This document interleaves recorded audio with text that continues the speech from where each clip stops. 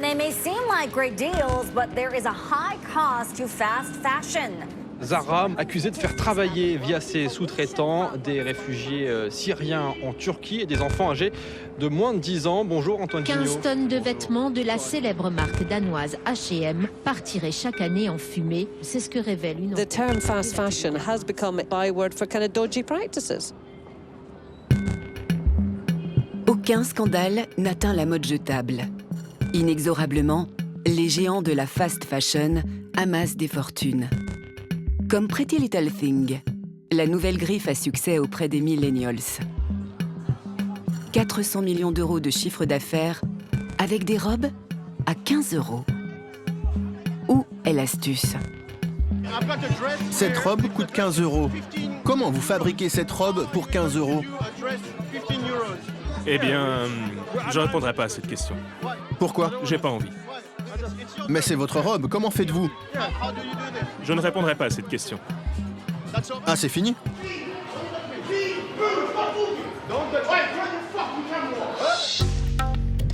Les marques de fast fashion ne veulent pas que l'on regarde plus loin que le bout du tissu.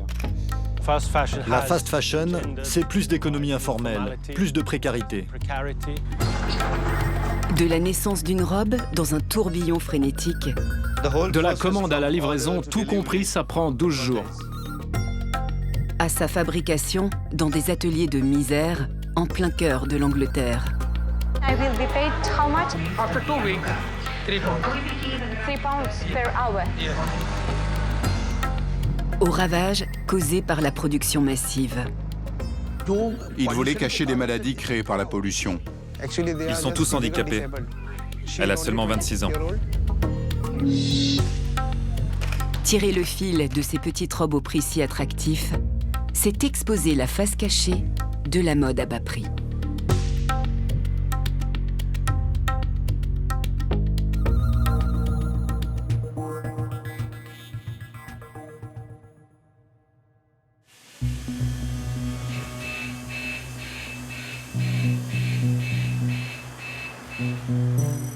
La planète est submergée de vêtements. Environ 56 millions de tonnes sont vendues chaque année.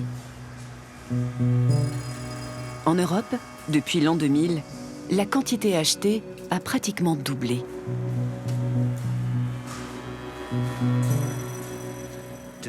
L'industrie textile aujourd'hui, c'est 3 000 milliards de dollars.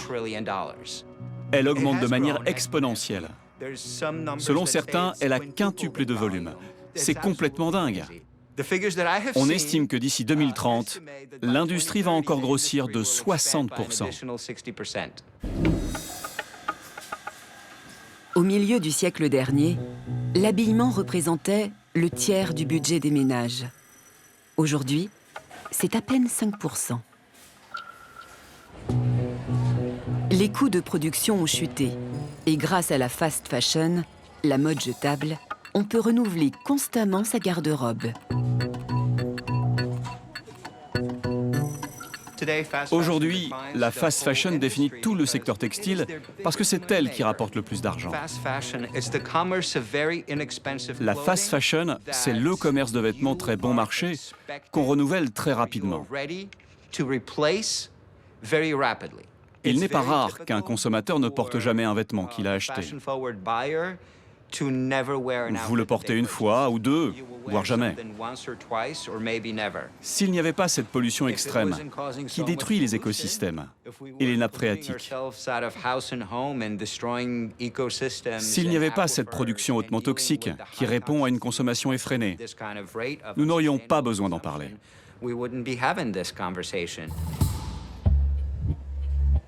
Des vêtements à prix bas, comme s'il en pleuvait.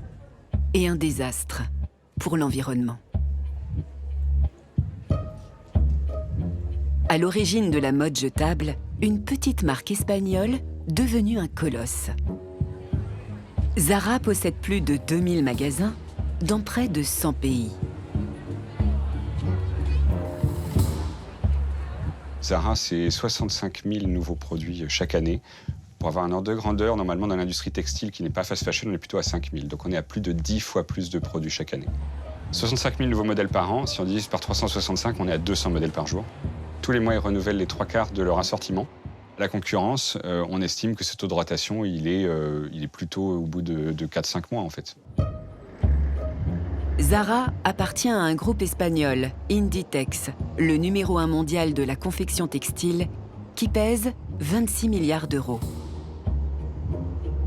C'est le leader en chiffre d'affaires, c'est le leader incontesté en termes de profitabilité, comparé à Uniqlo, comparé à Gap, comparé à H&M, qui sont ses principaux concurrents. Un géant plutôt discret. Zara est né à La Corogne, dans le nord de l'Espagne. Loin des fastes de Madrid et de Barcelone, la capitale de la Galice est une ville de taille moyenne. C'est pourtant ici que se trouve Inditex, la maison mère de Zara. En ville, aucun panneau ne l'indique. Le siège, surnommé le Cube, est un bâtiment anonyme de la zone industrielle. Zara, Bershka, Stradivarius ou encore Massimo Dutti, toutes les marques du groupe sont hébergées ici.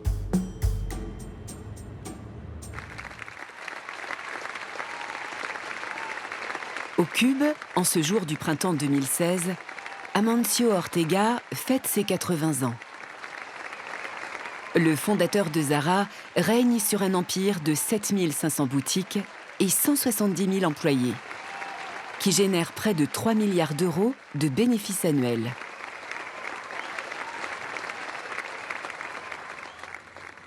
Amancio Ortega est la 6e fortune mondiale. Allergique aux médias, il n'a jamais accordé la moindre interview. Zara a refusé de participer à ce film.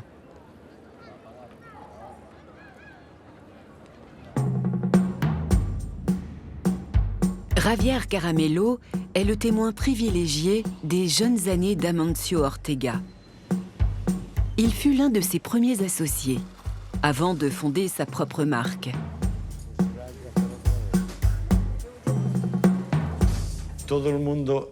Aujourd'hui, dans le milieu du textile, tout le monde veut être comme Inditex. C'est clair. Mais Inditex, ça vient du cerveau d'une personne. Et elle est irremplaçable. L'histoire de Zara, c'est la revanche des petits provinciaux galiciens contre le milieu du luxe. Dans les années 60, Amancio Ortega est un jeune couturier ambitieux, mais sans le sou. Il cherche l'idée géniale qui lui permettra de percer. En 1968, il se rend à Paris avec Javier Caramello. Nous, on avait eu peur de mai 68. On a préparé ce voyage un mois avant. Tout le quartier savait que nous allions à Paris. On n'était pratiquement jamais sortis de la Corogne, à part Barcelone. Et on avait peur de se perdre.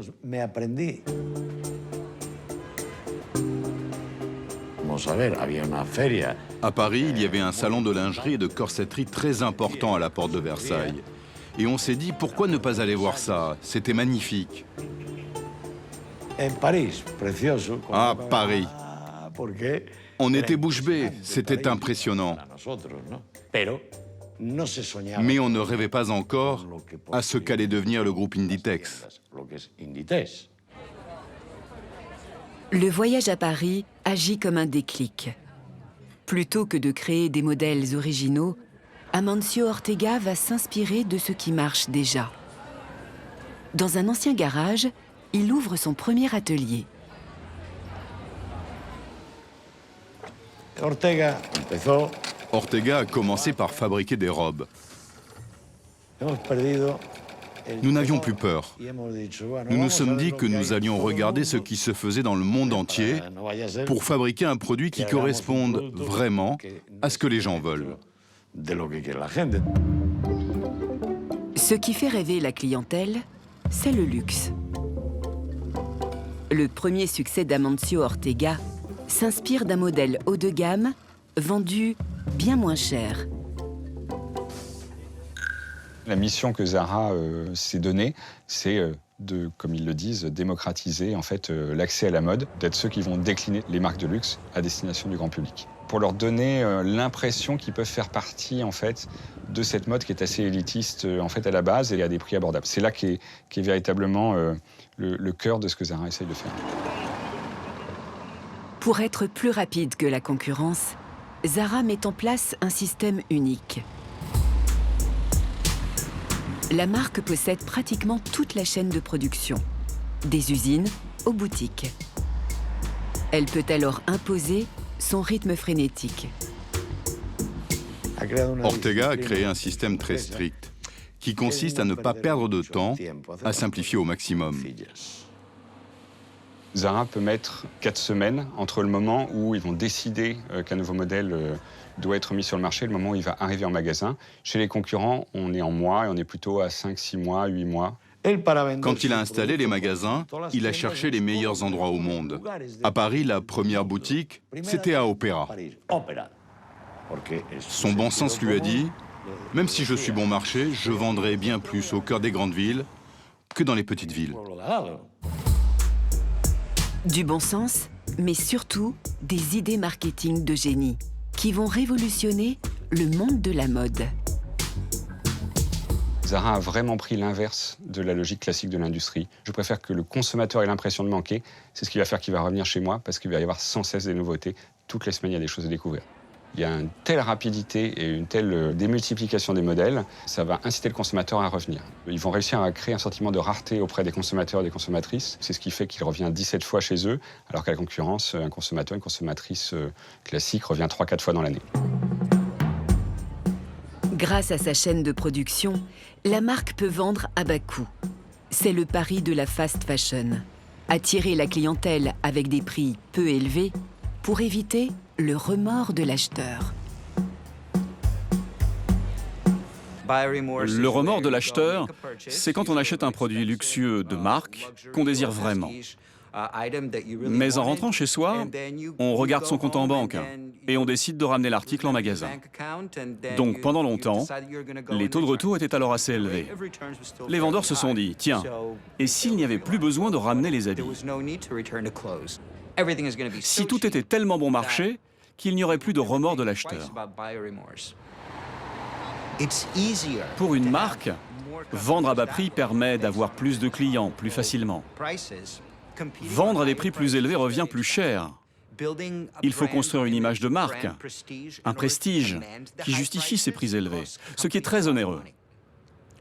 C'est une dépense, un investissement que personne ne veut faire. La publicité coûte très cher. Zara ne fait pratiquement pas de publicité. Les emplacements au cœur des villes et les sacs des clients sont la meilleure vitrine de la marque.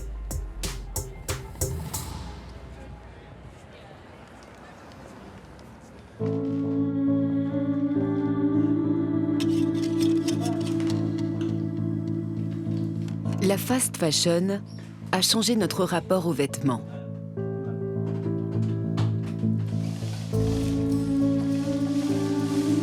Dans le passé, la mode obéissait à des codes stricts.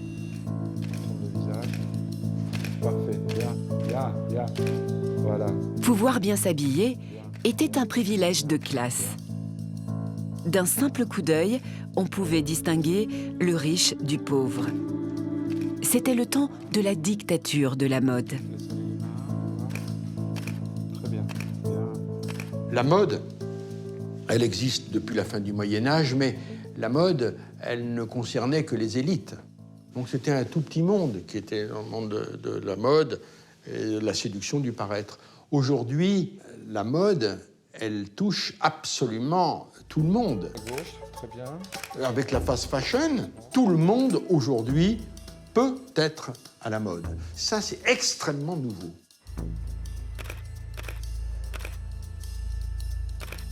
La fast fashion, elle fait exploser le modèle de la mode en même temps qu'elle la dédramatise. Aujourd'hui, on ne s'habille plus pour être à la mode. On s'habille en fonction de ce qui nous va et de ce qui nous plaît.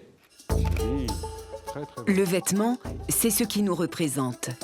C'est l'image de nous-mêmes que nous projetons vers le monde extérieur.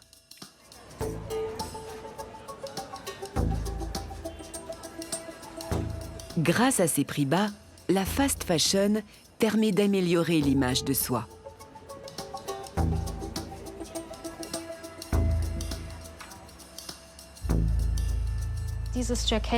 Ça, c'est une veste Zara.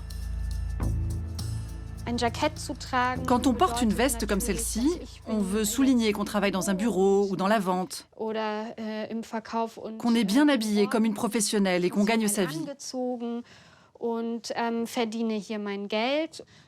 Je veux montrer que j'ai compris le code de ce à quoi je dois ressembler en tant que femme quand je suis dans la sphère professionnelle. Et cela signifie qu'avec les vêtements que je porte, je cherche à m'intégrer à un groupe. Je veux en faire partie. Au milieu du XXe siècle, j'aurais dû économiser plusieurs mois de salaire pour acheter une veste. J'aurais eu 1 ou 2 costumes pour mon travail. Et maintenant, avec la fast fashion, je peux facilement avoir 5 ou 10 de ces vestes. Pourquoi pas une pour chaque jour? Je peux en changer plus rapidement, les acheter et les jeter parce que je n'ai plus besoin d'économiser.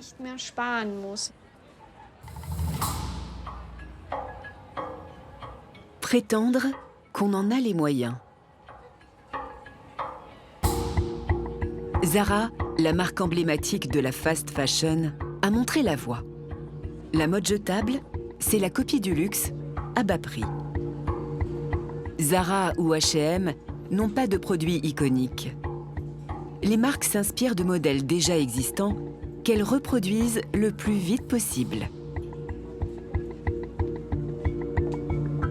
Le modèle d'appui de la création des fast fashioners est souvent plutôt celui de l'inspiration, pour pas dire parfois celui qui surfe avec la contrefaçon. Connaît-on le nom d'un seul styliste issu de cet environnement, qui sont les sociétés par exemple du groupe Inditex, qui fonctionnent dans une logique de fast fashion?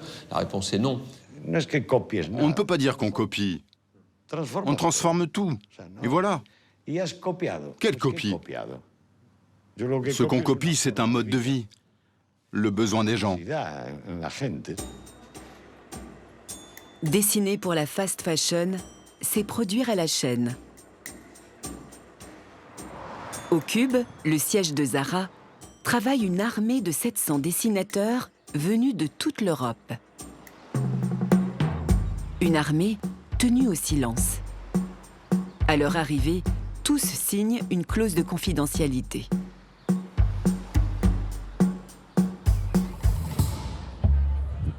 Il est rare que d'anciens collaborateurs dévoilent les secrets du géant espagnol. Pendant 3 ans, cette dessinatrice française a travaillé pour Inditex. Elle dessinait des jeans pour Bershka, la marque du groupe qui cible une clientèle plus jeune. Tout est orchestré pour qu'on ne perde pas de temps, en fait. Il y a des évidences, c'est sûr. On peut dire c'est copier-coller. Ça fait partie des raisons pour lesquelles je suis partie, c'est qu'au bout d'un moment, ça va trop loin, quoi. Un rythme intense qui empêche de produire des modèles originaux pour chaque vêtement. Alors, les dessinateurs jouent aux espions au cours de voyages qualifiés pudiquement d'inspirationnels.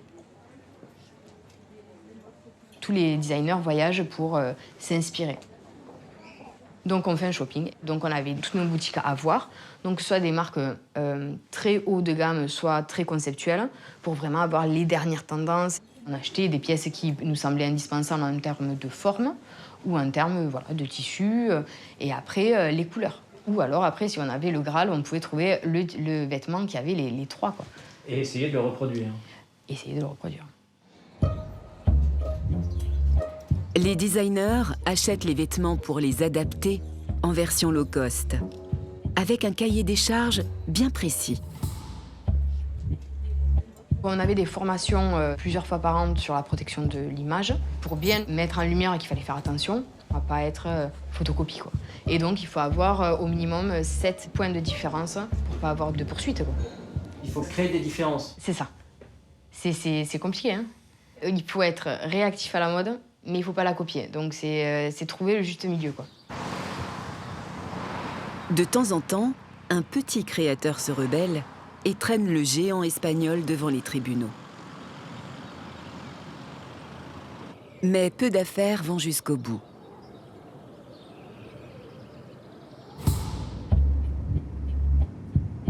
Une marque a refusé de transiger.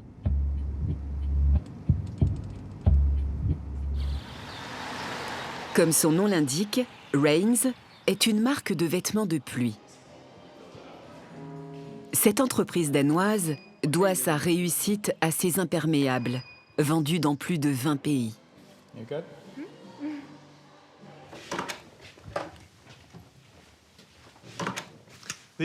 Voilà les pièces à conviction.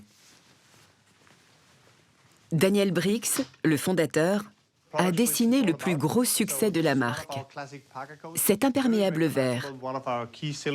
On a fait cette photo quand on a découvert la copie. Ce sont des frères jumeaux qui portent le même imperméable. L'un des jumeaux a malheureusement acheté celui de Zara, tandis que l'autre porte le modèle original de Rains. À droite, l'original. À gauche, la version de Zara, produite à moindre coût. Le design a été volé, c'est sûr. Je ne comprends pas pourquoi ils ont fabriqué quelque chose d'aussi similaire, alors qu'il aurait été si simple de le faire différemment, comme tout le monde. Dans ce cas précis, ils ont fait une copie conforme. Une copie pure et simple, sans les 7 différences imposées par les juristes de Zara. Un tel accident n'aurait pas dû avoir lieu. Le service juridique de la firme a tout pouvoir pour refuser un vêtement jugé trop risqué. À chaque fois qu'on faisait un logo ou un développement d'imprimé, on les montrait au service juridique pour savoir si normalement il n'y avait pas de problème. Et des fois, on avait des retours en disant « Attention, c'est trop similaire, c'est trop proche, on peut avoir des problèmes. » Et là, il faut retravailler le vêtement, quoi. Je me rappelle, nos équipes graphistes, ils devenaient fous, quoi. Cela coûte cher de défier le géant espagnol. Rains est une marque qui marche bien. Les Danois décident de porter plainte pour plagiat et d'y mettre les moyens. Une plainte comme celle-ci ne peut pas coûter moins de 300 000 €, voire plus. Donc oui, c'est plutôt cher. On a recruté des détectives privés en Chine pour obtenir des informations sur la manière dont ils ont dupliqué nos produits. 2 usines nous ont confirmé qu'un commercial avait donné des instructions pour faire le même imperméable que le nôtre pour Zara en Espagne. Au printemps 2020, après 3 ans de procédure, Zara est condamnée par la justice danoise. La firme va devoir rembourser le préjudice commercial et s'engager à ne plus copier la marque Rains.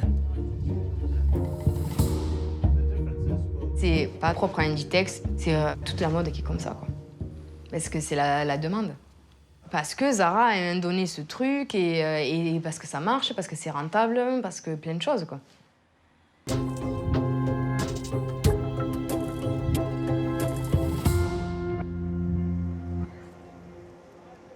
Le problème, c'est qu'on nous a inoculé le virus de la nouveauté. Pendant des millénaires et des millénaires, les gens ont vécu dans des sociétés où les choses se répétaient. On mangeait, on dansait, on s'habillait, on travaillait exactement de la même manière que les parents faisaient pareil que leurs propres parents, etc. Les gens vivaient sans aucun problème dans la répétition. Aujourd'hui, nous ne supportons plus la répétition. Nous sommes des drogués de la nouveauté, tout simplement parce que la tradition n'est plus légitime. Nous avons besoin de nouveautés pour nous sentir vivre et pour chasser l'ennui. Pourquoi la nouveauté est-elle si importante? Parce qu'on est tout le temps exposé. Les réseaux sociaux, c'est ce qui compte désormais, puisque tout finit sur Instagram. Aujourd'hui, le consommateur de mode typique est jeune.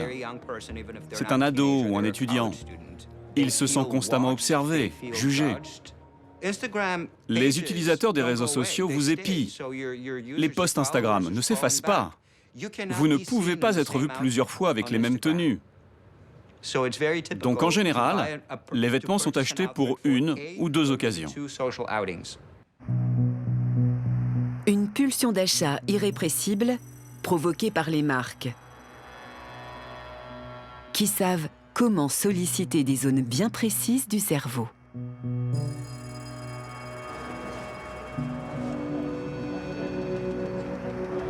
Ces mécanismes cérébraux sont au cœur des travaux d'un chercheur américain spécialiste du cerveau, de l'acte d'achat et du neuromarketing.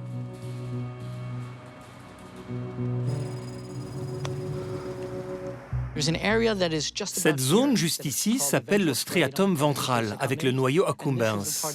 C'est la partie du cerveau qui est associée au processus de récompense et d'émotion positive. Ce qui va faire qu'une personne réagit positivement à un produit, une entreprise ou une marque va se traduire par une activité dans cette zone. Il y a des récepteurs à dopamine dans le striatum ventral et le noyau accumbens qui sont activés lors d'expériences positives. Une grande partie de la recherche en neurosciences a cherché à identifier ces réponses cérébrales à la récompense. Plus les marques connaissent les mécanismes de notre cerveau, plus elles peuvent influencer nos achats. La fast fashion doit solliciter le circuit de la récompense. Si le prix est vraiment bas, surtout s'il est moins cher que d'autres articles similaires, c'est reçu comme un message positif et attrayant pour ce produit. Vous n'avez pas l'impression de perdre votre argent, mais au contraire, vous avez l'impression de faire des économies en achetant ce produit. La fast fashion joue sur un autre levier irrésistible, la rareté. Fabriquer peu pour donner envie d'acheter beaucoup. La rareté influence nos décisions en suscitant un sentiment d'urgence qui force les gens à prendre des décisions sous pression. De nombreuses études montrent que dans ce cas, les décisions sont prises sous le coup de l'émotion avec peu de facteurs rationnels. Les réseaux sociaux comme Instagram suppriment tous les points de friction qui pourraient vous faire réfléchir et refuser d'acheter. Les firmes qui ont créé ces applications ont embauché des pointures, pas seulement en informatique, mais aussi en psychologie et en neurosciences, afin de développer ces applis pour déclencher une réponse émotionnelle forte, notamment la réponse dopaminergique du cerveau, qui va rendre l'expérience addictive et donner envie aux gens de revenir et d'utiliser l'appli encore et encore.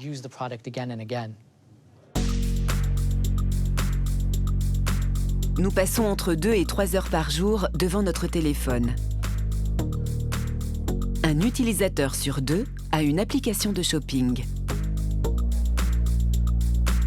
Il y a un mécanisme de drogue, c'est assez frappant.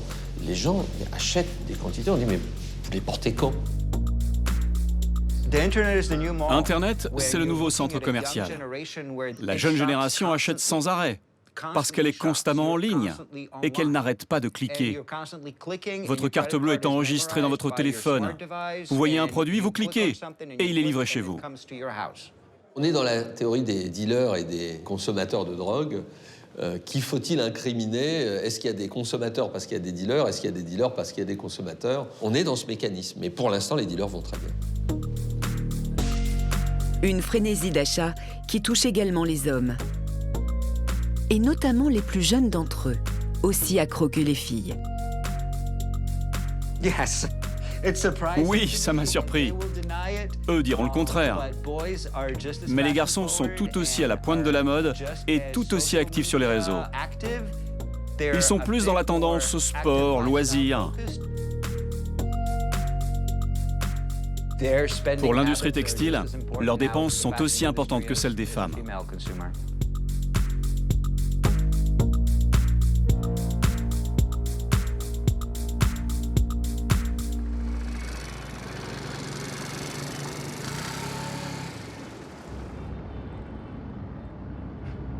C'est la ruée sur Internet.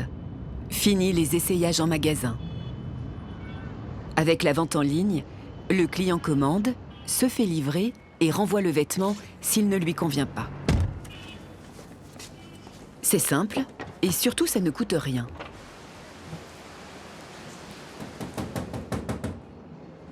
Sur la plupart des sites, la livraison et les retours sont offerts.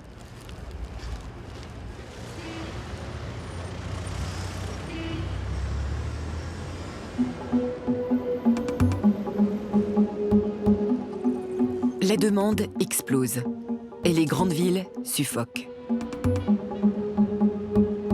À elles seules, les livraisons représentent 10% des émissions de gaz à effet de serre de tous les transports.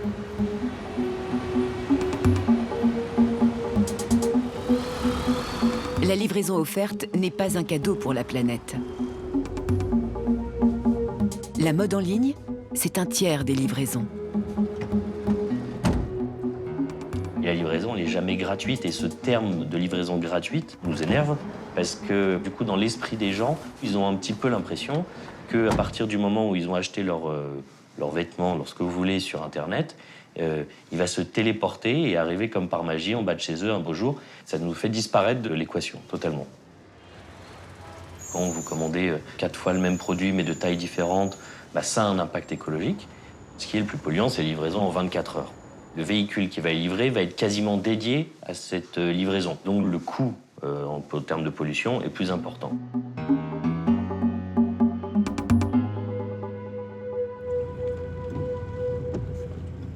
Un vêtement jetable, travail jetable. La livraison express repose sur une légion de travailleurs précaires. En région parisienne, plusieurs plateformes de distribution fournissent de grandes marques de fast fashion. Cette plateforme a refusé d'ouvrir les portes de son entrepôt. Nous tentons d'approcher les livreurs.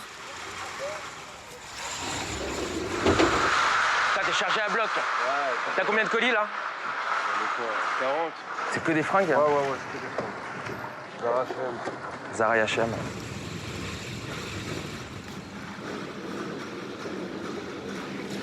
Vous cherchez du monde ou pas? Ouais, ils cherchent toujours du monde ici. Ils cherchent toujours du monde? Ouais, toujours. Les conditions, c'est quoi?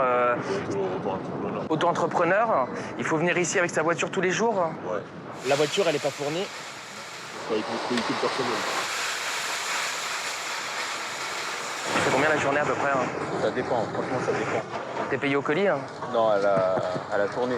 D'accord. Et tu fais combien d'heures pour une tournée à peu près? 6 heures, 7 heures. Tu gagnes combien pour ça?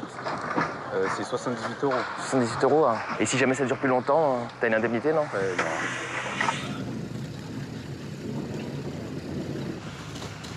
Tu les achètes où, les camions là, de la poste, ça? T'achètes ça où? Là, c'est un garage. Et tu payes combien, ça? 3 000 €. 3 000 €. Mais pour amortir, c'est long, quoi. Ouais, ça va. Et l'essence, c'est pour ta pomme? C'est-à-dire 78 € et tu dois quand même payer la... En essence, ça coûte combien par jour à peu près? Ça dépend des fois combien ils mettent, mais 10 €. 10 €, tu t'en sors? Et les amendes, c'est pour ta pomme forcément, quoi. Ouais. Et tout, quand t'as une panne avec ta bagnole ou quoi que ce soit? C'est toi, C'est toi et toi. Un accident...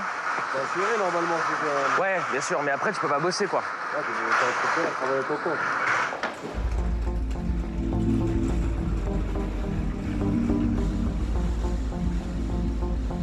Lorsque vous transportez une marchandise en France, quelle que soit la marchandise, vous devez avoir une licence de transport à partir du moment où vous la livrez avec un véhicule motorisé.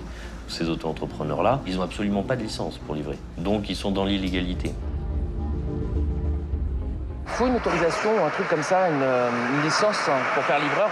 Il me semble pas. En tout cas, ici, il n'y a pas de problème. Pas besoin. Il n'y a pas un problème de licence? Non. Bizarre, toi, t'es de l'inspection du travail, toi. Tu déranges tous les livreurs et tu poses des questions bizarres. C'est pas normal. Ne pose pas des questions aux livreurs. Pourquoi? Ça sert à rien.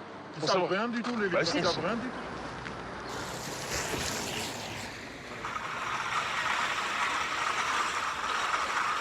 personne ne veut être responsable. Zara va vous expliquer qu'il a confié ses livraisons à un prestataire et après, il se débrouille. Et puis, le prestataire en question, la plateforme va dire que elle n'est pas responsable puisqu'elle travaille avec des auto-entrepreneurs et pas des salariés. Donc, c'est pas à elle d'assurer le contrôle. Donc, tout le monde s'en lave les mains et les gens sont livrés. Alors, c'est sûr que le client, pour lui, c'est indolore, invisible. Savoir quel est le statut social de la personne qui lui a livré son colis, savoir s'il est polluant, pas polluant, s'il a une licence, pas de licence, c'est le cadet de son souci, du moment que le colis arrive en bon état et à l'heure.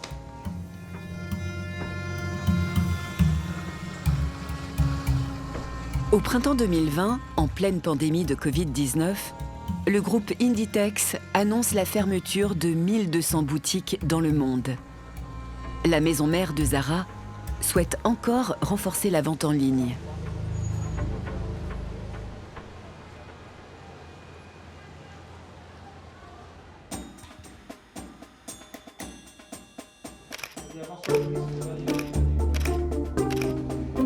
Pour les leaders historiques de la fast fashion, il y a urgence à faire évoluer le modèle. Les sociétés qui ont fait le pari de vendre exclusivement en ligne sont en pleine expansion. Encore plus réactives et encore moins chères, elles inventent l'ultra fast fashion.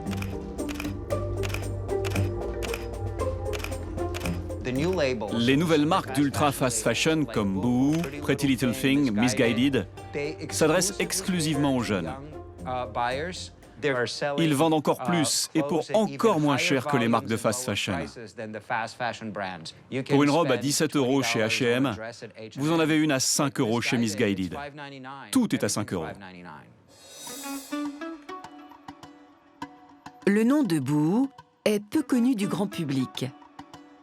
C'est pourtant un géant de la fast fashion en ligne. En 2019, le chiffre d'affaires de cette marque anglaise a frôlé le milliard d'euros. Le groupe Boohoo possède sa propre ligne, mais aussi d'autres marques, dont Pretty Little Thing. Des vêtements simples et tape à l'œil, vite portés, vite jetés.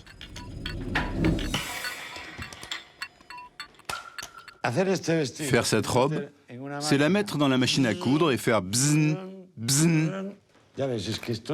Vous voyez bien que ça n'a pas de forme du tout. C'est un sac.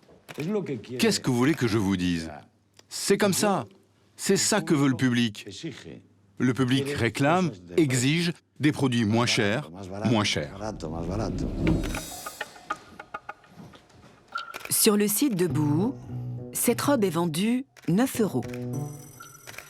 À ce prix, on pourrait croire qu'elle provient d'un atelier asiatique.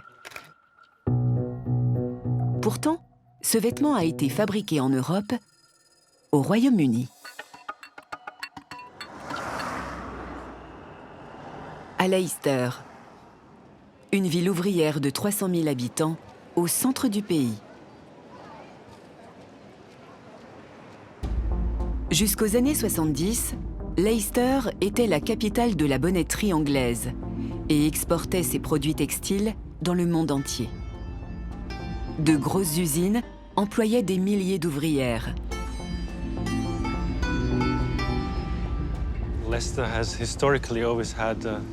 Historiquement, l'industrie textile a toujours été importante à Leicester. Elle a décliné dès les années 60 et surtout dans les années 90, quand une part importante de la production a été délocalisée en Asie du Sud-Est. La production a repris à partir de 2008. Leicester est devenu le plus gros centre de production de fast fashion au Royaume-Uni. On constate que la taille des ateliers a considérablement diminué. Auparavant, on avait des usines qui pouvaient employer des milliers d'ouvriers. Aujourd'hui, les ateliers ont une moyenne de 20 salariés, ce qui a d'énormes conséquences sur le secteur. L'industrie textile est revenue à Leicester avec dans ses bagages des conditions de travail dignes du tiers-monde.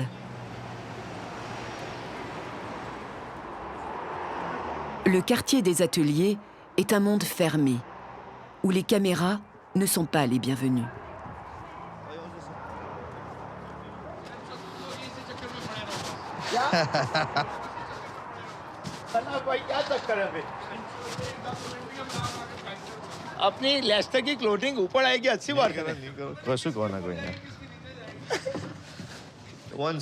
À Leicester, dès que les gens voient une caméra, il y a au moins 100 coups de fil en 15 minutes.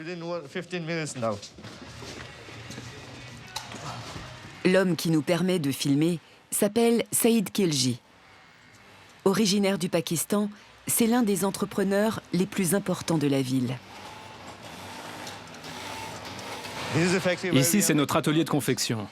Combien d'ouvriers travaillent ici? 92. C'est un des plus gros ateliers de Leicester.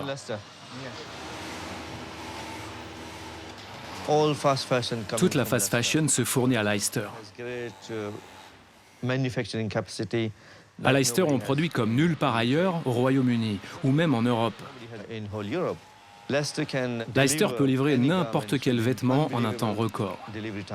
Leicester, c'est la capitale de la mode. Les fabricants sont revenus à Leicester pour son emplacement, au centre de l'Angleterre. Pratique pour gagner du temps.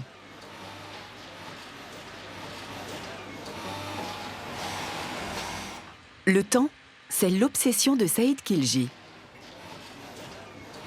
Il développe sa propre griffe tout en fournissant des marques anglaises de fast fashion. Si vous voulez réussir ici, vous devez livrer très vite. Ce vêtement-là sera terminé dans 1 heure. Une marque nous envoie l'image d'une robe qui leur plaît et nous demande de faire quelque chose de similaire. On est à proximité du client. Quand le modèle est prêt, on livre le jour même.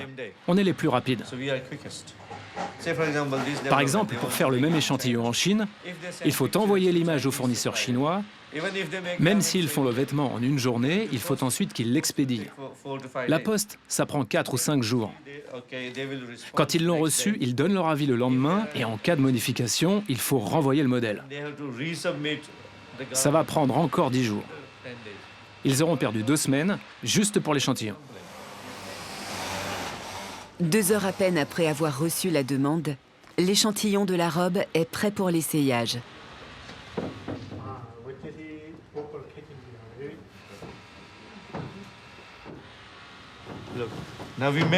Voilà l'échantillon, mais le tour de cou est trop petit, ça coince.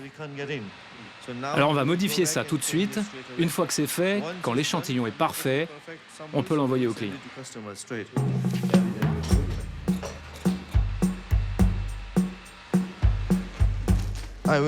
J'écris échantillon et c'est prêt.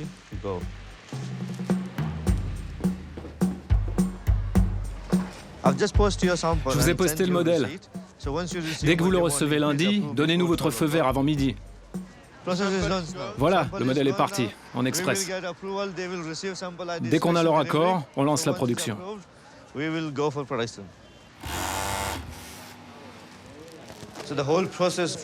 Tout le processus, de la commande à la livraison, c'est 12 jours.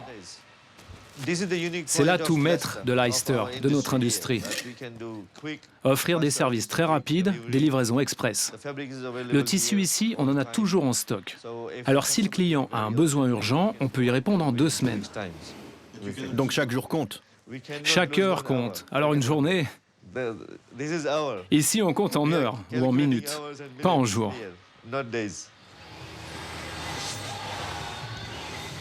Des vêtements dessinés, produits et livrés en 2 semaines, 2 fois plus rapidement que Zara, à des prix imbattables.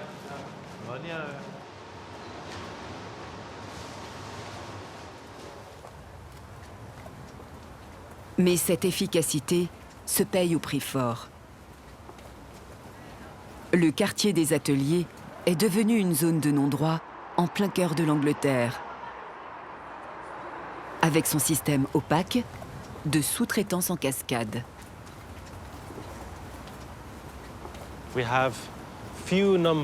Au sommet, il y a un tout petit nombre de marques très puissantes qui passent des commandes à un grand nombre de sous-traitants, qui courent après de petites commandes tous les jours, ce qui génère beaucoup de concurrence et fait chuter les prix.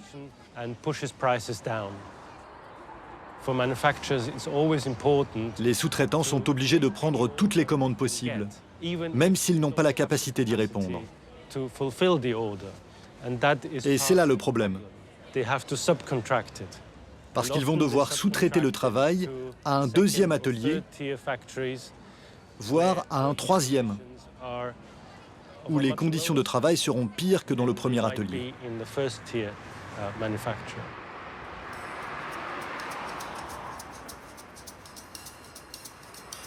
Sur les devantures des ateliers, les offres d'emploi ne manquent pas.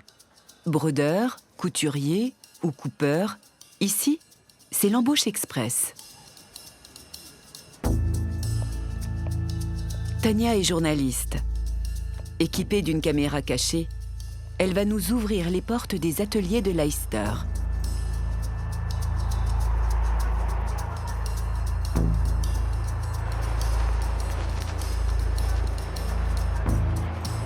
I'm looking for a job. Do you know if somebody here is looking for somebody?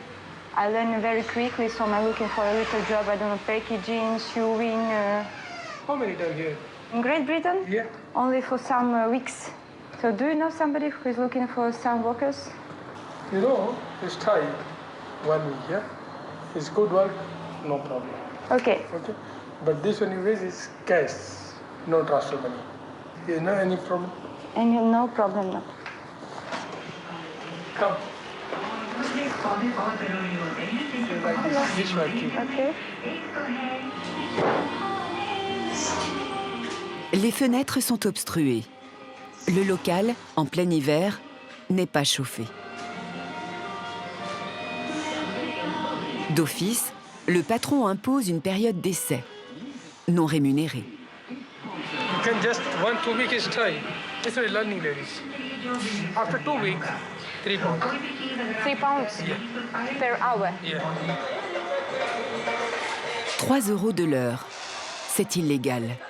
Au Royaume-Uni, ce n'est même pas la moitié du salaire minimum. How much hours should I What do you work? like? No problem. 10, 12 or 14. Even 14? Yeah, no problem. It's no problem. So I can... If you're happy, no problem. At what time should I come here every morning? 8 o'clock. Okay. 6 o'clock finish. 8 o'clock till 6 o'clock. Okay. Can I start? Yeah, no problem. You can see Today, really? Yeah. I will try. This one, it's not in... Pour toute formation, une démonstration sommaire de la machine à coudre. But I have 2 weeks to learn it, to learn to do it. This one is top, yeah? And what is this? Skirt. Skirt. Okay. Heureusement, les vêtements de Leicester sont faciles à coudre.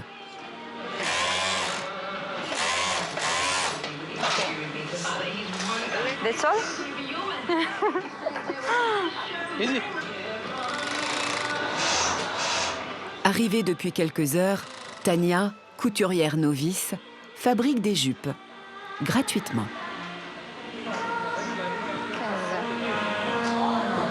It was my first one, so there is a problem. No, this is all right. It's all right? Yeah. Bon, il y a beaucoup de défauts, mais apparemment c'est pas grave. On s'en fout royalement.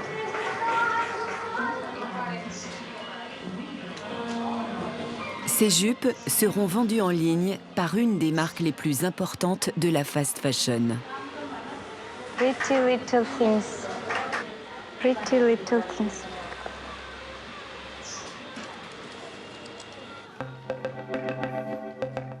Pretty Little Thing est une des marques du groupe Boohoo. Les jupes que fabrique Tania sont vendues 15 €.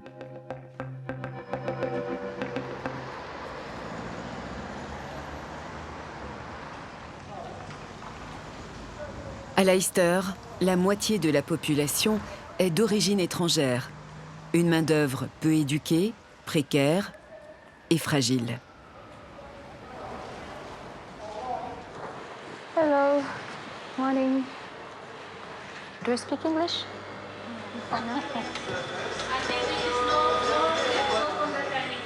Ah, okay. I just said morning. What language do you speak?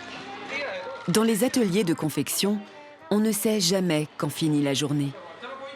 Tout dépend des commandes. Are you tired? Yeah. Every day you finish at 6 o'clock? No, 6, 7, 8. Depend work. And Saturday? 8 to 4, 4 o'clock. And Sunday? It's closed.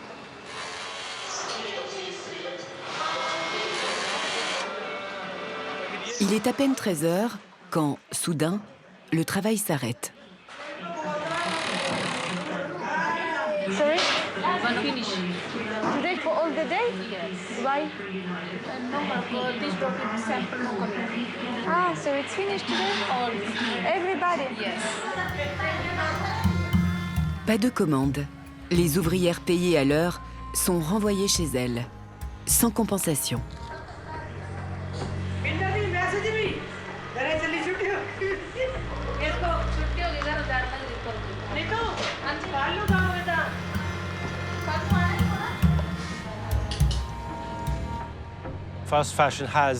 La fast fashion engendre plus d'économies informelles, plus de précarité. Les ouvriers travaillent dans un système informel de contrat à 0 heure. Donc ils n'ont jamais de contrat. So see you tomorrow? Yes, see you tomorrow. Bye, Tanya. Bye. Les ouvriers ne travaillent qu'à la commande. Ils sont payés uniquement lorsqu'il y a des commandes. Souvent, quand ils arrivent le matin, on leur dit qu'il n'y a pas de travail et on les renvoie chez eux. Cela crée une grande incertitude pour les ouvriers et leurs familles quant à leurs revenus. En fin de compte, tous les risques pris par la chaîne de sous-traitance se retrouvent sur les épaules des ouvriers. Le taux de pauvreté est très élevé à Leicester.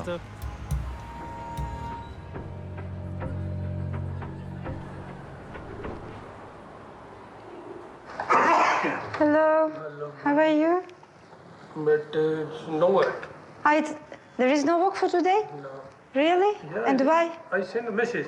In time is slow time. Ah, it's slow time. So there is nobody? No. I just wanted to ask you something. I looked internet. Minimum wage in Great Britain, it's about £7. 7 pounds? So, and not 3. No. This one is good worker, experience. But with learner, no. Learning very big problem. 5 months. After 5 months? Yeah. Here, the people, they earn how much No, money? I don't know. Boss asked me, I don't know. What is the name of the brand? Sorry? What is the name of the brand? Listen, I have not lot of time. Too much question, yeah? Sorry. Okay. Bye. Les ateliers de Leicester ont mauvaise réputation. De nombreuses marques refusent désormais de s'y approvisionner. Mais pas le groupe Boohoo et sa marque Pretty Little Thing.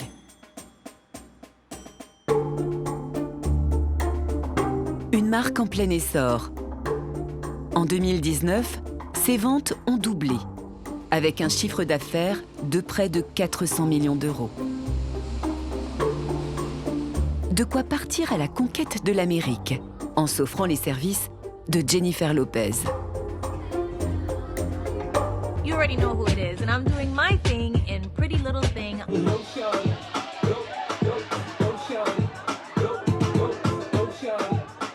Pretty Little Thing n'a pas souhaité nous recevoir.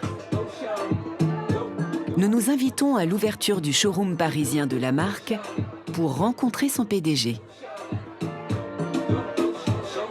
Oumar Kamani, 32 ans, est le fils du fondateur de Boohoo, Mahmoud Kamani. Grâce à Boohoo, le père est devenu milliardaire. Entouré de ses gardes du corps, le fils joue la pop star.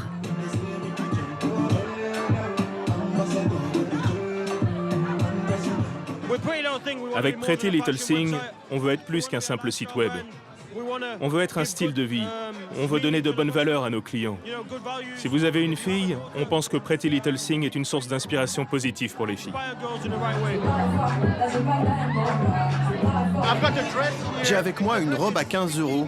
Comment vous faites pour fabriquer une robe à ce prix-là? Fabriquée en Grande-Bretagne? Eh bien, je ne répondrai pas à cette question. Pourquoi? J'ai pas envie. Pourquoi? Mais c'est votre robe, comment vous faites? Je ne répondrai pas à cette question. Mais pourquoi? Pourquoi? Je ne suis pas obligé de répondre, si? Je pose une simple question. Demandez à quelqu'un d'autre. Mais c'est vous le patron. Demandez à quelqu'un d'autre. Nous savons que cette robe a été fabriquée par des travailleurs qui touchent la moitié du salaire minimum. Napper. Napper. Qu'est-ce que vous en dites? Ah, c'est fini?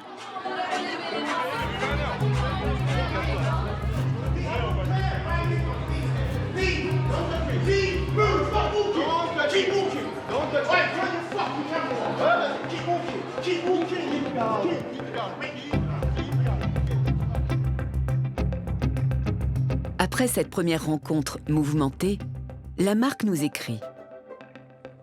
Elle affirme que tous les ouvriers textiles travaillant pour Pretty Little Thing sont traités équitablement et qu'ils perçoivent au moins le salaire minimum.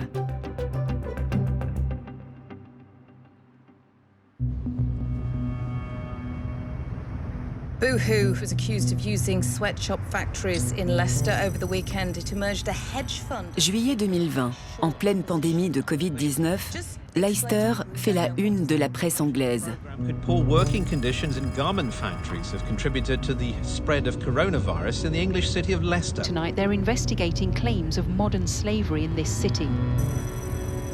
Les fournisseurs de boohoo auraient contraint leurs employés à travailler sans précaution sanitaire pour la moitié du salaire minimum. Des conditions de travail qui auraient favorisé la progression de l'épidémie. Je suis outrée et en colère qu'en Angleterre, des travailleurs de boohoo soient payés seulement 3,5 livres de l'heure et soient forcés de travailler dans des conditions inacceptables. Au XXIe siècle, il n'y a plus de place pour l'exploitation et l'esclavage moderne. Nous avons mis en place une commission intergouvernementale à Leicester pour lutter contre ce fléau qui frappe le secteur du textile. La direction de boohoo se dit choquée par les révélations et reporte la faute sur les sous-traitants. La valeur boursière du groupe dégringole de près de 2 milliards d'euros. Une crise de courte durée. Quelques mois plus tard, le groupe annonce à nouveau d'excellents résultats.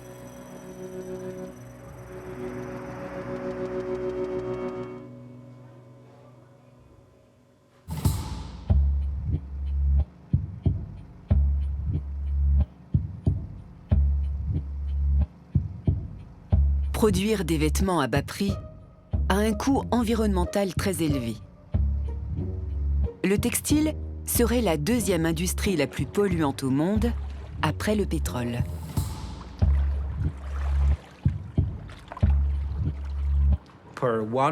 Pour une tonne de textile, il y a 200 tonnes d'eau polluée. Le ratio, c'est 1 pour 200. Si on n'améliore pas les technologies d'épuration, plus il y aura de commerce, plus il y aura de pollution. Si l'industrie textile croît de 60% dans les 10 ans qui viennent, il faut s'attendre à 60% de pollution supplémentaire.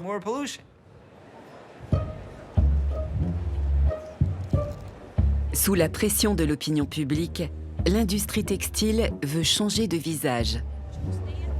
Dans les salons des professionnels, la couleur de rigueur, c'est le vert. Du bio, du responsable, du recyclable, la mode écolo est déclinée sous toutes les coutures.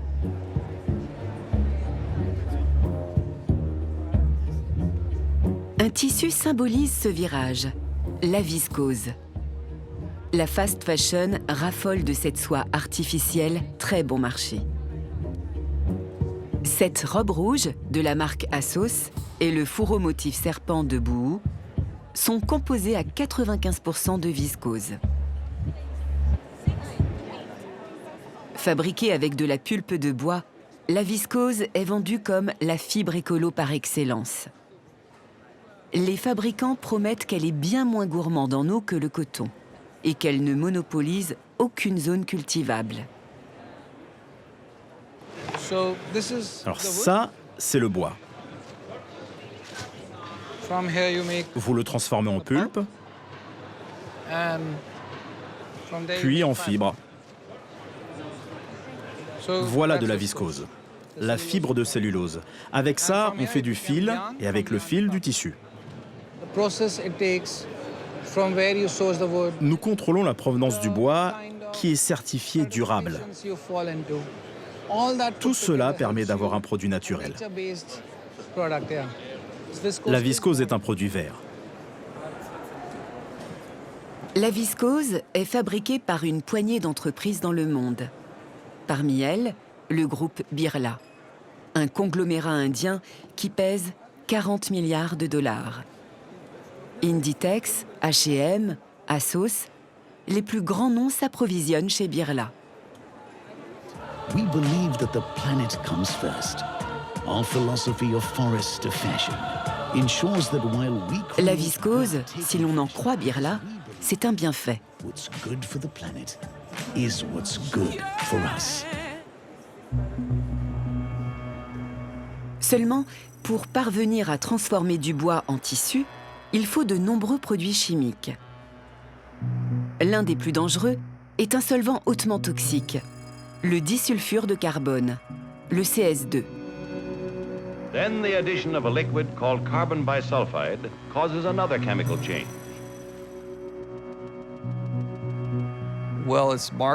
C'est vendu comme un produit vert.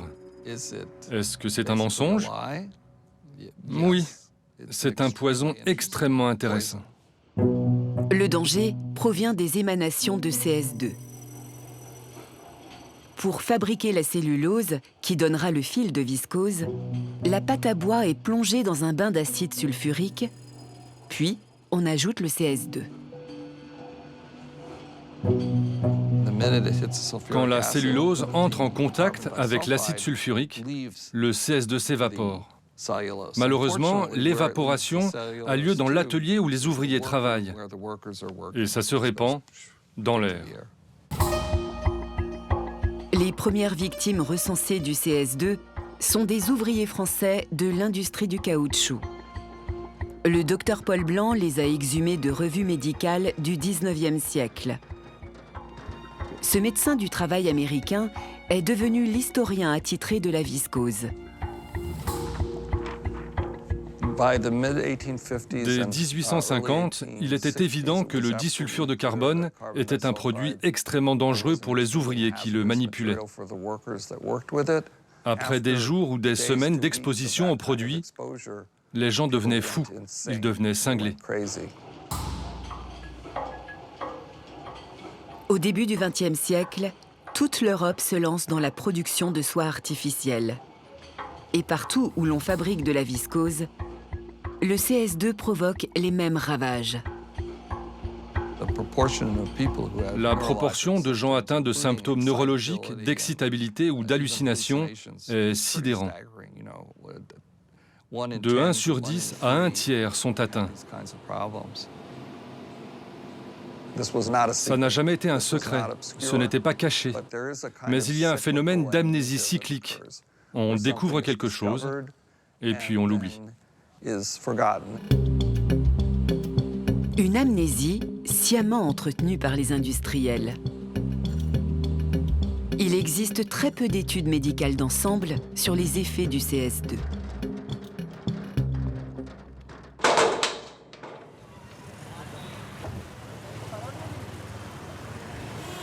En Inde, dans l'état du Madhya Pradesh, la ville de Nagda abrite l'usine historique du groupe Birla.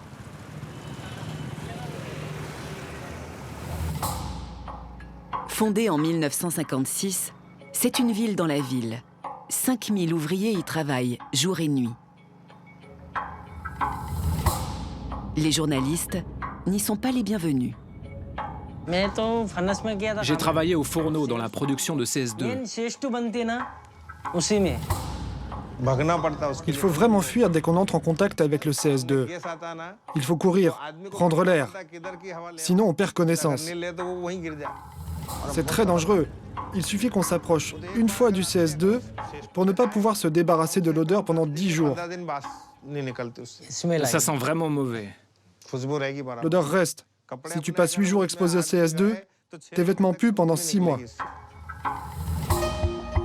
Le docteur Paul Blanc a recensé les pathologies causées par le CS2. Maladie des yeux, perte de la fertilité ou problèmes vasculaires. Après la Seconde Guerre mondiale, on a découvert une nouvelle conséquence terrible de l'exposition prolongée au CS2. Cela affecte le système vasculaire. Ça touche le cœur et le cerveau. Pour mes travaux, je me suis rendu au Pays de Galles, où se trouvaient ces grandes usines. J'ai reçu des témoignages disant « Mon père est mort à 42 ans d'une crise cardiaque.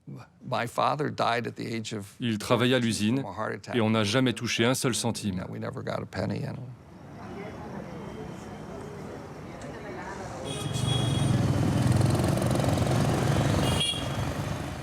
Achak Porval a commencé à travailler chez Birla en 1981. En juin 2019, il est victime d'un infarctus, selon lui, lié à son travail. Oui, je les considère responsables. C'est à cause de l'entreprise que j'en suis là. L'attaque que j'ai eue est due à l'entreprise. Je récoltais la viscose, je la filtrais. Avez-vous reçu une formation avant? Non, on m'a fait travailler sans formation. Ils m'ont dit, allez-y, travaillez. On travaillait avec nos mains. On filtrait le CS2 à la main avec du tissu. L'entreprise ne m'a jamais rien dit. Aucun officiel de l'entreprise ne m'a jamais rien dit. On m'a dit que faire ce travail ne présentait aucun risque. À 58 ans, il est en congé maladie non rémunéré pour une durée indéterminée. Y a-t-il des maladies professionnelles liées aux activités de Birla? Birla nous affirme que leurs activités n'ont aucun impact sur la santé des ouvriers ou des riverains du site de Nagda. Difficile de le vérifier. Birla soigne ses employés dans son propre hôpital. Les cas les plus légers sont renvoyés vers l'hôpital public de la ville. C'est dans cet hôpital que travaillait le docteur Chola. Pendant 40 ans, ce chirurgien en était le médecin-chef, témoin privilégié de l'omerta qui protège Birla.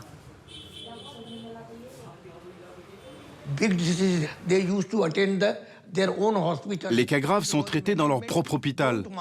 La direction ne veut pas qu'ils aillent dans l'hôpital de la ville, parce qu'ils seraient vus, on le saurait. Ils ont voulu dissimuler l'existence de maladies dues à la pollution. Jusqu'à son départ en 2004, le docteur Chola était l'autorité médicale qui aurait pu déclencher des études sur la santé des ouvriers de Birla. Mais il ne connaissait même pas l'existence du CS2. Vous a-t-on informé sur les effets du CS2 sur le corps humain? Non, rien. Rien de spécial. Et ils ne m'ont rien dit. Selon vous, existe-t-il des études médicales d'ampleur sur les ouvriers de l'usine? Non, non. On ne m'a jamais confié ce travail. Ils interdisent à leurs employés de faire des déclarations qui iraient contre l'usine. S'ils savaient que nous faisions ce genre de choses dans notre hôpital, ils diraient aux ouvriers « N'y allez pas, nous vous soignerons dans notre hôpital ». Ils ne nous ont jamais donné l'occasion de documenter quoi que ce soit. Cela aurait donné une mauvaise image de l'entreprise.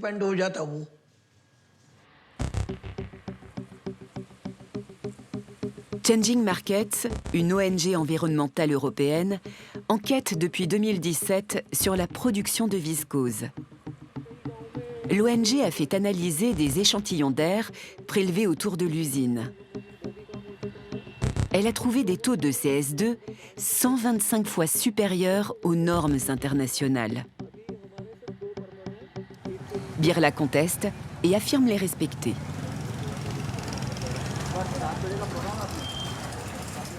Abhishek Shourasia est l'un des rares citoyens de Nagda à dénoncer la pollution liée à l'usine. Étudiant en droit, il a porté plainte contre le géant de la viscose. En fait, ils interdisent aux gens de venir dans l'usine. Ils veulent dissimuler les choses aux yeux des gens. Personne n'ose agir contre eux. Ils ont le bras trop long. La plainte de l'étudiant alerte les autorités de l'État du Madhya Pradesh. En janvier 2020, l'agence de contrôle de pollution inspecte l'usine Birla. Le rapport des inspecteurs est inquiétant.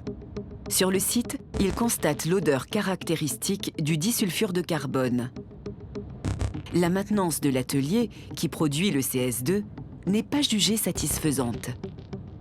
Plus grave, depuis 2018, l'usine a l'obligation de transmettre aux autorités les taux de pollution en temps réel. Or, les inspecteurs relèvent que le système n'est pas opérationnel.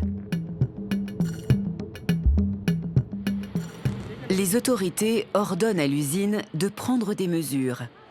Mais surtout, pour la première fois, elles exigent une étude des effets de la pollution sur la santé des ouvriers en pointant du doigt le CS2.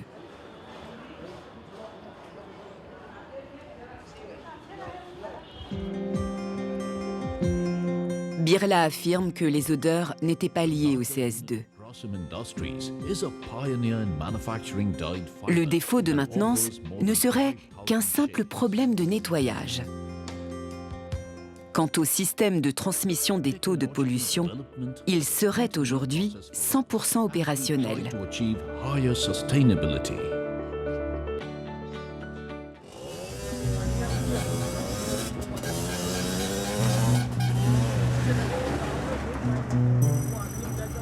En aval de l'usine, le long de la rivière Chambal, 20 000 habitants vivent dans une vingtaine de villages. Parmar-Kedi est l'une de ces communes situées à 4 km de l'usine.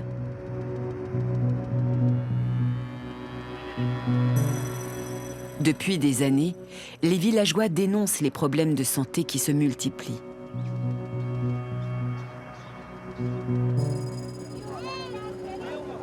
Les plaintes des habitants ont finalement été entendues par les autorités.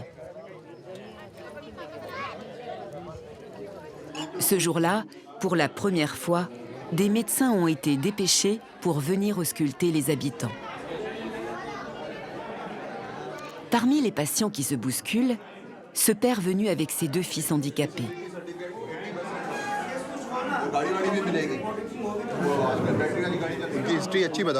Ces enfants étaient en bonne santé. Avant, ils marchaient, ils allaient à l'école. Celui-ci allait à l'école à pied jusqu'en 6e. Cela prouve bien que ses muscles fonctionnaient normalement. Mais petit à petit, il n'a plus réussi à marcher. Et à présent, il est handicapé.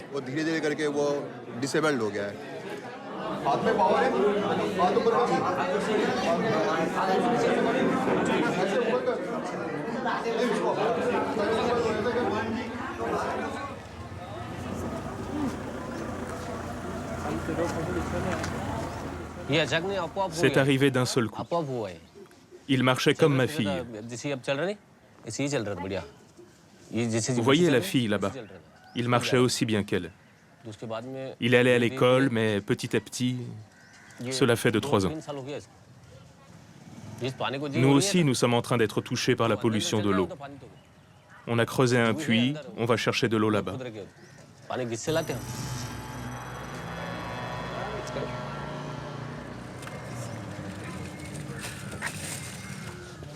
Il n'existe pas de statistiques officielles, mais de nombreux habitants présentent des symptômes similaires. Paralysie, problèmes aux articulations, jusqu'à la perte de parole. Dans cette seule famille, il y a 3 personnes affectées par un handicap physique. Cette fille a 26 ans. Les 2 garçons ont 23 et 24 ans. Ils sont handicapés physiques. La croissance de leur corps a été stoppée. Vous voyez les cheveux de la fille? Elle a juste 26 ans.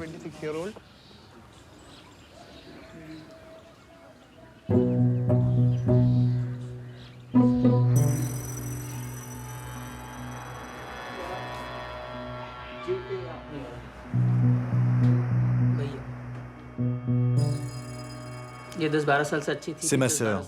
Elle allait bien jusqu'à ses 12 ans. Ensuite, elle a été affectée par la pollution de l'eau. Elle est handicapée. Elle ne peut pas parler. Avant, elle pouvait parler? Oui, avant, elle parlait. Ça va de là à là. Regardez son pied aussi.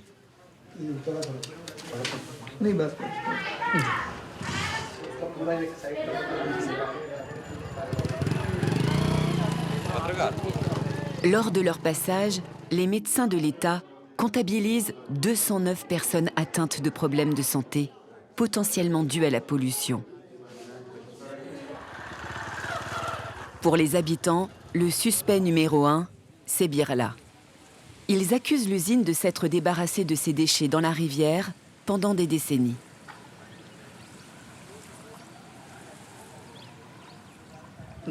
On est allé là-bas.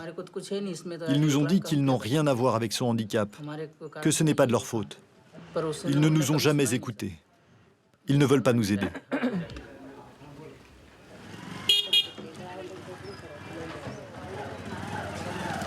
Le village de Parmarkedi n'a pas l'eau courante. Les habitants boivent l'eau des puits alimentés par la rivière Chambal.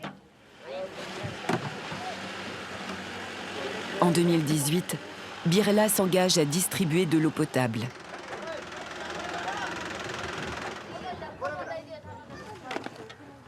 L'entreprise finance 6 livraisons quotidiennes, fournissant 90 litres d'eau à chaque famille.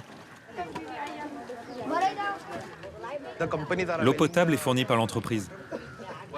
Pourquoi l'entreprise fournit-elle gratuitement de l'eau? Parce qu'ils savent qu'ils sont responsables de la pollution. Sinon, ils ne donneraient pas d'eau. Ce n'est pas seulement ce village, mais 22 villages en tout. Ils savent bien qu'ils sont responsables de la pollution. Mais ils ne fournissent que l'eau pour boire, pas pour les autres usages. Pour arroser leurs champs, les paysans de Parmarkedi utilisent toujours l'eau polluée de la rivière Chambal. En janvier 2020, les autorités ont ordonné à Birla d'améliorer la qualité de l'eau en aval de l'usine.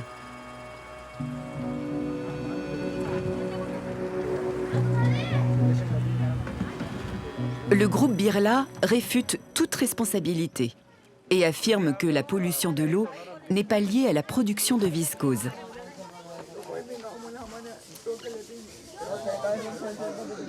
Look, general condition. Ben, ये हाथ में शक्ति है क्या? ऐसे ऐसे? और मुट्ठी बंद पाती है क्या? नहीं बंद। पाँव पे खड़े हो पाते हो क्या? हाँ? नहीं. Pour prouver que la pollution est responsable des maladies qui frappent les habitants des villages, il faudrait mener de vastes études épidémiologiques. Mais les autorités n'en ont jamais eu la volonté. À commencer par le docteur Chola. En tant que médecin-chef, il aurait pu donner l'alerte. Franchement, nous ne voulons pas nous opposer à l'usine. C'est une bonne usine. Ils donnent du travail à toute la ville, au pays. On devrait être fiers de cette usine en Inde. C'est l'une des premières d'Asie. Le lien entre les maladies des riverains et la pollution de la rivière n'a pas été démontré. Et à ce stade, rien ne permet d'incriminer l'usine. D'autant que d'autres industries sont présentes. Mais en janvier 2020, pour la première fois, l'Agence de contrôle de pollution de l'État du Madhya Pradesh réagit. Elle demande à Birla de lancer une étude indépendante consacré aux effets de la pollution sur les populations riveraines de l'usine. En attendant, la demande mondiale de viscose explose. À Nagda, l'usine va augmenter sa production et sera bientôt agrandie.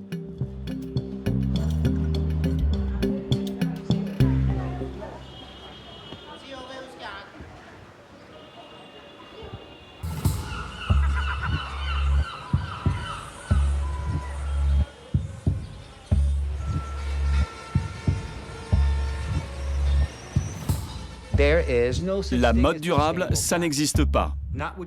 Pas avec les technologies actuelles. Désolé de vous décevoir, mais non. Tout le monde veut vendre de belles histoires. Si on bascule en bio et qu'on augmente les salaires des ouvriers, le problème sera réglé. Eh bien non, vous ne pouvez pas dire ça. Ce n'est pas parce qu'il y a une grosse boîte dans un coin du magasin avec un beau logo recyclable dessus que le problème sera résolu et que vous pourrez acheter encore plus de vêtements. Vous savez quoi? On ne peut pas recycler. Techniquement, on peut, mais pas d'une façon écologique. La mode veut nous faire croire qu'elle va devenir durable. Mais dans les faits, c'est le contraire qui se produit. La durée de vie d'un vêtement de fast fashion est limitée. Et pas seulement parce qu'on s'en lasse vite.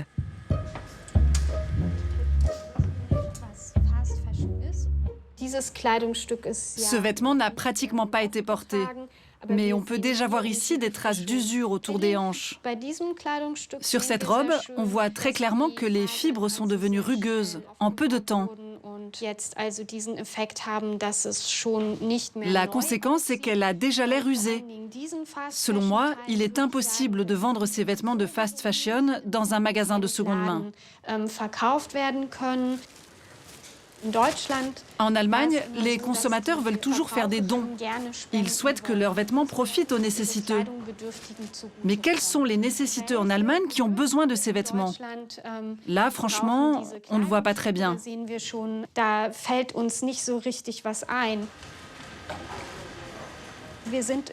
Aujourd'hui, ces habits sont donnés en masse aux organisations de collecte de vêtements, comme un déluge. Mais la part des vêtements que ces sociétés peuvent revendre est très faible. Et cela signifie que leurs bénéfices diminuent également. C'est pour cette raison que le secteur en Allemagne est sur le point de s'effondrer.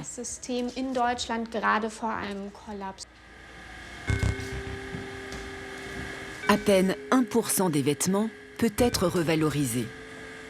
Chaque année en Europe, 4 millions de tonnes de textiles finissent à la poubelle.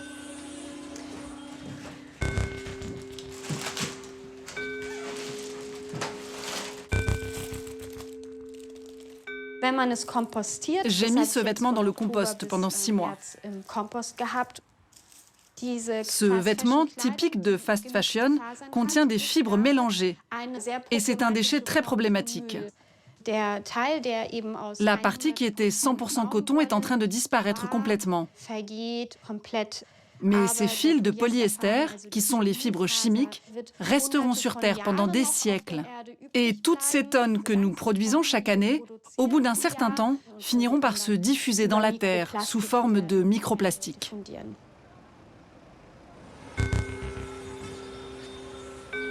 Peut-on freiner la machine folle de la fast fashion? Certes, de petites marques plaident pour un retour à la slow fashion. Une mode moins rapide, de qualité, pour en finir avec le renouvellement permanent. Des initiatives louables, mais limitées. La slow fashion ne fait pas rêver. Les études de l'Institut français de la mode le démontrent. Moins de nouveautés en magasin, c'est moins d'achats, tout simplement. La slow fashion, le consommateur n'adhère pas à cela. La slow fashion et la baisse du renouvellement a aujourd'hui mécaniquement un effet de baisse des ventes, baisse des fréquentations. Peu d'entreprises, en tout cas aujourd'hui, sont prêtes à dire « j'accepte finalement une baisse de mes revenus et de mes ventes ». Les consommateurs savent très bien ce qu'ils doivent faire pour être plus éco-responsables. Mais la contradiction entre ce que je pense et ce que je fais est très forte dans le domaine de l'habillement. Le vêtement, c'est quelque chose qui nous représente, que nous portons sur notre peau et qui nous définit autant socialement qu'individuellement. Alors oui, je veux consommer de manière plus durable, mais les soldes arrivent et rapidement, je suis de retour dans le magasin pour faire des achats.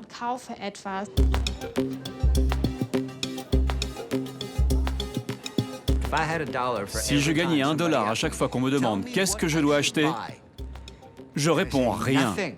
Rien. Vous avez déjà bien assez de choses comme ça. Alors qu'est-ce qu'on fait? On arrête de dépenser notre argent? Arrêter d'acheter n'est pas une solution économiquement viable pour l'industrie. Donc, la fast fashion sera toujours un succès. Il y aura sans doute des efforts vers une économie plus circulaire. Il pourrait y avoir de petites améliorations dans la production, mais on ne verra pas la fin de la fast fashion.